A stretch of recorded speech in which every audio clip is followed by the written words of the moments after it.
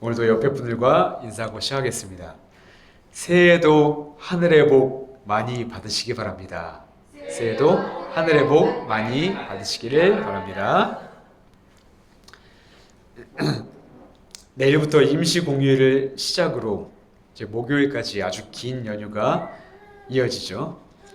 주님 안에서 가족들과 함께 풍성한 설 명절 보내시고 긴 연휴에 맛있는 것도 많이 드시고 또 이제 푹 쉬면서 재충전의 기회도 가지시고 또 오고 가는 길은 안전하시기를 제가 기도하겠습니다. 저도 설을 맞아 수요일은 파주에 다녀오고 또 목요일에는 이제 처가댁을 다녀오려고 합니다. 매년 설에 양가 부모님을 뵙고 세배를 드리면 저를 위해 이제 세뱃돈을 안 주시고 제 나이가 있으니까 덕담을 꼭 이제 한마디씩 전해주십니다. 많은 말씀들을 해주시지만 요지는 항상 같아요. 주녀가 건강해라, 더 기도해라, 고맙고 사랑한다. 매번 듣는 말씀이지만 정말 자녀가 이 땅에서 행복하게 살기를 원하시는 그 부모님의 사랑이 느껴져서 다 듣고 나면 그렇게 마음이 뭉클할 수가 없습니다. 저는 이런 부모님들을 보며 늘 하나님을 가장 먼저 떠올리게 됩니다. 부모가 자녀들에게 사랑이 담긴 덕담과 당부의 말을 해주시듯 하나님께서도 우리 성경을 통해서 이 말씀을 통해서 우리가 이 땅에서 복된 삶을 살아가기를, 아버지 당신이 주는 사랑과 은혜를 좀 더 많이 누리고 살아가기를 바라시진 않을까 하고 말이죠. 예레미야 29장 11절에서 하나님이 이렇게 말씀합니다. 나 여호와가 말하노라. 너희를 향한 나의 생각은 내가 아나니 재앙이 아니요 곧 평안이라. 너의 장래에 소망을 주려 하는 생각이라. 아멘. 오늘도 하나님은 이 자리에 있는 우리들에게 사랑이 듬뿍 담긴 말씀을 전해주시고자 하는데요. 우리 모두가 말씀으로 주님을 만나고 또 하나님 아버지가 주시는 영원한 소망과 평안과 사랑을 듬뿍 담아가는 소중한 시간 되시기를 간절히 바라고 축복합니다. 아멘. 오늘 본문이 포함된 누가복음 4장에는 예수님께서 사탄에게 시험을 받으신 이후에 공생애를 시작하시며 가셨던 두 지역이 등장합니다. 한 곳은 우리가 읽었던 16절에 나오는 예수님의 고향 나사렛이라는 곳이고, 다른 한 곳은 본문 이후에 31절부터 나오는 가버나움이라는 동네입니다. 이 두 곳에서 예수님은 늘 하시던 대로 안식일에 회당을 찾아가셨고 사람들을 가르치셨습니다. 그리고 두 지역 사람들 모두 예수님의 가르침에 아주 큰 놀라움을 경험하게 되죠. 여기까지는 똑같죠. 그러나 예수님의 말씀 이후에 이어지는 사람들의 반응은 이 나사렛과 가버나움이 아주 큰 차이를 보이게 됩니다. 예수님의 고향인 나사렛의 사람들은 예수님을 마치 메시아 사칭범이라고 폄하하면서 낭떠러지로 몰아 떨어뜨리려 했으나, 오히려 가버나움에서는 회당에 있던 귀신 들린 사람이 예수님을 보자마자 당신은 분명 하나님이 보내신 거룩한 분이군요, 이렇게 예수님을 메시아로 알아보고 두려움에 떨게 됩니다. 이후 예수님은 나사렛이 아니라 가버나움에서 머무시며 귀신 들린 자를 고치시고 병든 자를 고치시는 기적을 행하시게 되죠. 그렇다면 본문을 기록한 누가는 우리에게 어떤 메시지를 전하고 싶어서 이 두 지역을 나란히 놓고 비교하고 있었던 것일까요? 또한 그동안 메시아를 간절히 기다렸던 나사렛 주민들은 왜 하필 예수님을 직접 보고도 알아보지 못했던 것이었을까요? 16절을 보면 예수님은 고향 나사렛에 들어가신 후에 안식일에 맞아 늘 하시던 대로 성전에 들어가셨습니다. 거기서 예수님은 하나님이 내게 기름을 부어주셔서 가난한 사람에게 기쁜 소식을 전하게 하셨다. 하나님이 나를 보내셔서 포로된 사람들에게 해방을 선포하고 눈먼 사람들에게 눈뜸을 선포하고 억눌린 사람을 풀어주고 은혜의 해를 선포하게 하셨다. 이렇게 이사야의 예언이 자신을 통해 성취되었음을 사람들에게 선포하셨습니다. 그러자 사람들의 반응이 어떻습니까? 22절을 보니까 그들이 다 그를 증언하고 그 입으로 나오는 바 은혜로운 말을 놀랍게 여겨 라고 말씀합니다. 여기서 그를 증언하다라는 말을 원어로 보면 예수님의 말씀에 경탄했다라는 의미입니다.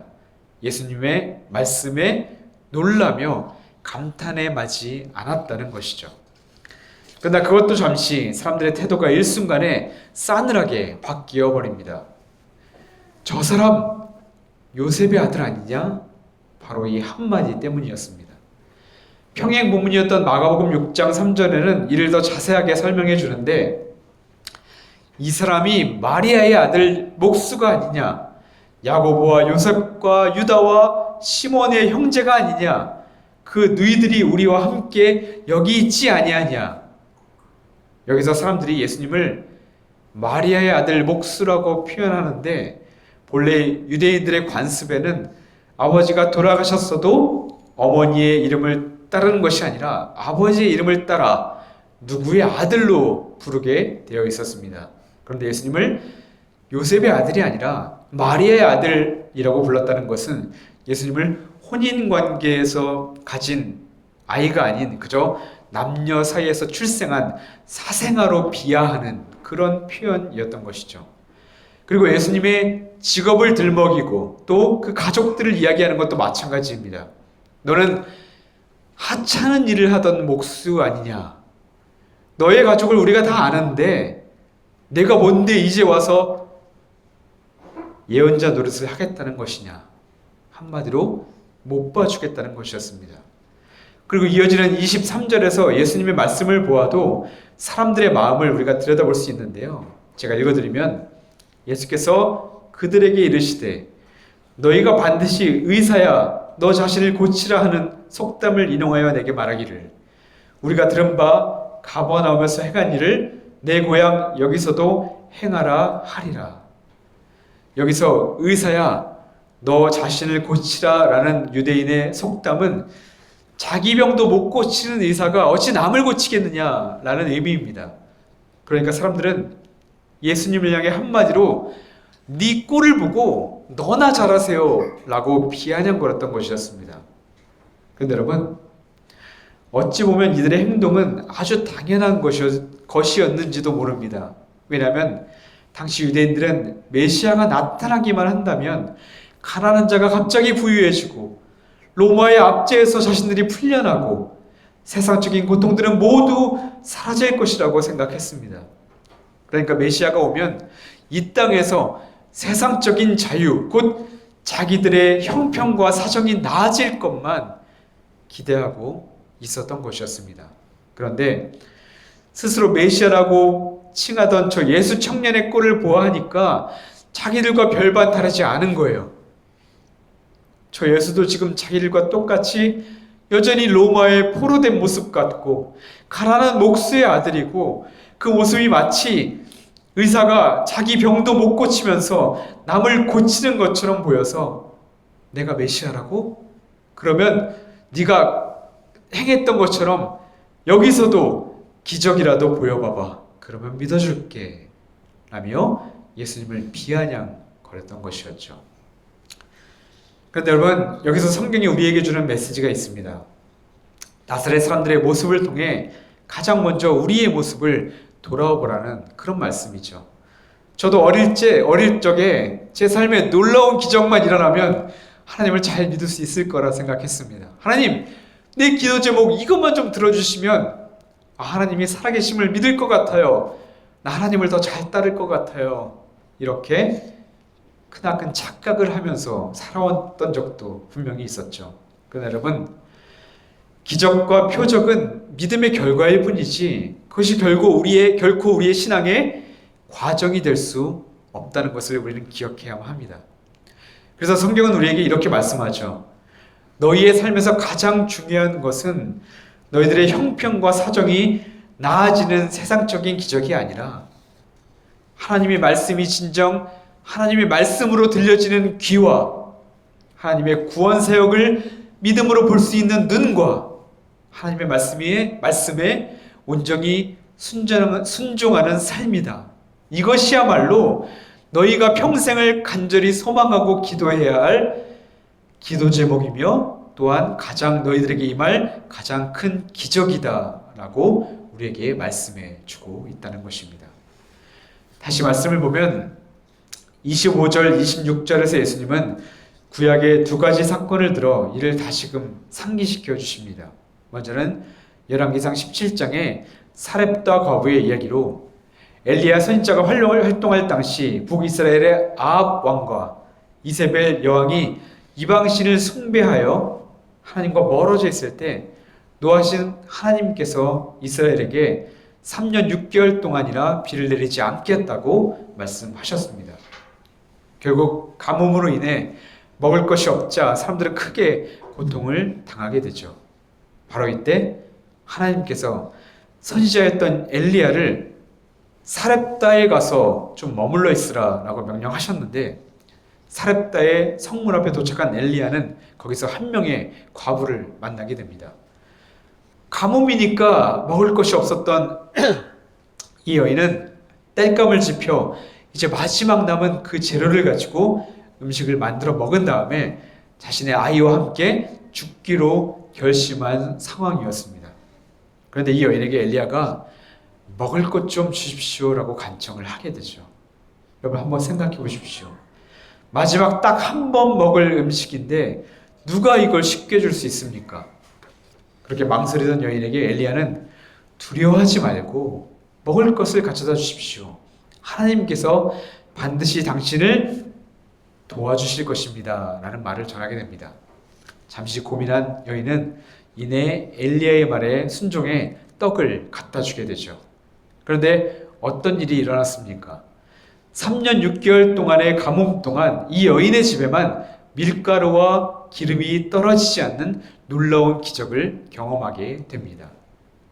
그런데 여러분, 사실 이보다 더 놀라운 기적이 무엇인지 아십니까?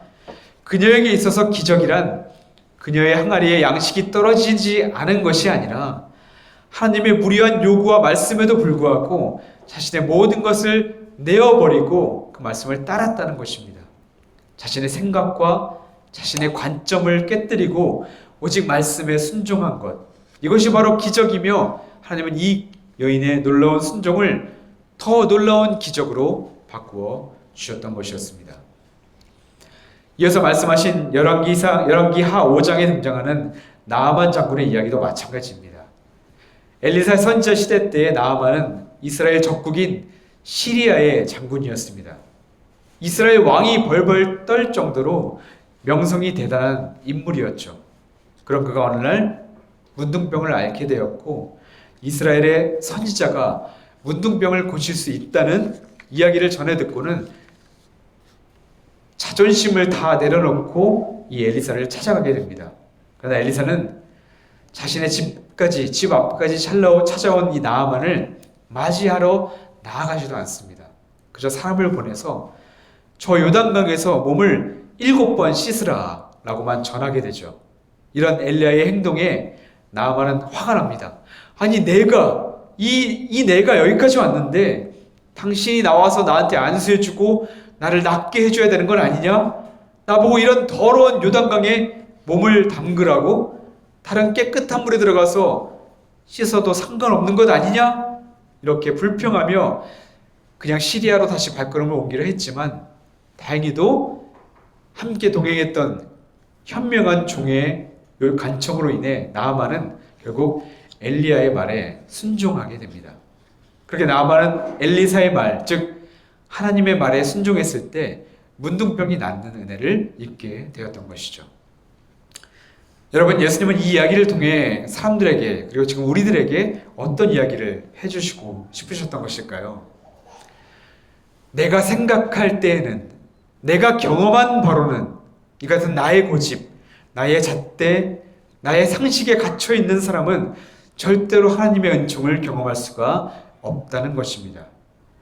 나사렛 사람들이 예수님의 가르침을 듣고 경탄했지만 이내 예수님을 저 사람 요셉의 아들, 마리아의 아들 목수 아니냐?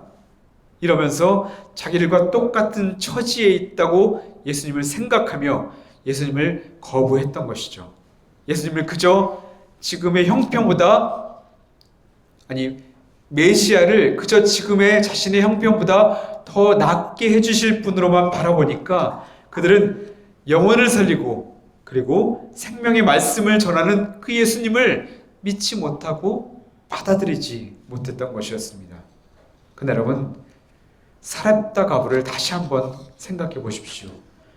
오랜 가뭄으로 인해 죽기로 작정한 그 과부가 엘리사를 만났습니다. 그리고 하나님의 기적을 체험했는데 항아리의 가루와 기름이 떨어지지 않는 기적이었습니다. 근데 여러분, 이것 때문에 과부가 부자가 되었습니까? 아니면 새 남편을 얻었습니까? 아니죠. 과부에게 주어진 기적은 단지 굶어 죽지 않는 것 뿐이었습니다. 여러분, 이게 무엇을 말씀해 주는 것이냐면 하나님께서 여인에게 하루하루 먹을 것을 공급하시면서 그녀가 깨닫기 원했던 것은 나의 은혜가 아니면 너는 단 하루도 살아갈 수 없다라는 것을 깨닫게 해주셨던 것이었습니다. 하나님께서는 당신을 의지하는 자에게 매 순간 함께 하시고 필요를 채워주시는 분임을 깨닫게 된 것, 이것이야말로 여인에게는 기적이었고 구원의 은혜였던 것이었습니다. 나아만 장군도 마찬가지입니다. 그가 문둥병이 나았을 뿐이지 더 높은 자리에 올라가고 나중에 시리아에 돌아가서 부귀영화를 누린 것도 아니었습니다. 그러나 나아만이 적국의 이방신을 섬기는 장군이었음에도 불구하고 그가 분명히 깨달은 사실이 하나 있었습니다. 생명을 주관하시는 분은 내가 지금껏 섬겼던 우상 바알이 아니라 오직 저들이 믿는 하나님이셨구나.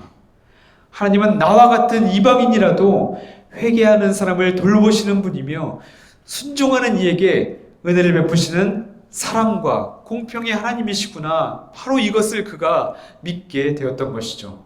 다시 말해 문둥병이 고쳐진 것이 기적이 아니라 하나님을 진정 하나님으로 믿을 수 있게 된 것, 이것이 나아만에게 임한 기적 중에 기적이었다는 것입니다. 잠시 출애굽기 16장을 보면 출애굽한 이스라엘 백성들이 광야 생활을 하는 이야기가 기록되어 있습니다. 그런데 출애굽하자마자 백성들이 하나님의 은혜를 잊어버리고 불평을 막 늘어놓기 시작하는 거예요. 그것은 다른 것이 아니라 먹을 것 때문이었습니다. 우리를 이 땅에 여기로 불러내었으면 우리를 좀 책임져라. 고깃국과 쌀밥을 줘라. 애굽에서 비록 우리가 노예였지만 잘 먹고 잘 살고 있었는데 왜 굳이 우리를 이 땅으로 이끌어내었느냐. 우리를 이 땅으로 이끌어내었으면 책임을 져야 하지 않겠냐라는 그런 불평이었습니다. 한마디로 말하면 더 많은 기적으로 우리의 요구를 들어달라는 것이었습니다.